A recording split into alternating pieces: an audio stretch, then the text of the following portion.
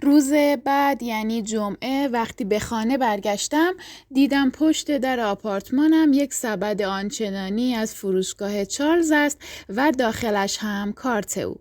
خانم هالیدی گولایتلی در سفر. پشت کارت هم با خط خرچنگ قورباغه‌ای شبیه خط بچه مدرسه ها نوشته بود: ممنونم فرد عزیزم، لطفاً مرا بابت دیشب ببخش، تو واقعاً مثل یک فرشته بودی. با عشق، هالی. پنه، دیگر مزاحمت نخواهم شد. من هم در جوابش نوشتم لطفاً بشو و کارت را همراه چیزی که وسعم میرسید، یعنی یک دسته بنفشه که از کنار خیابان خریده بودم، پشت درش گذاشتم. اما ظاهراً جدی گفته بود. دیگر نه خودش را دیدم و نه خبری ازش شنیدم.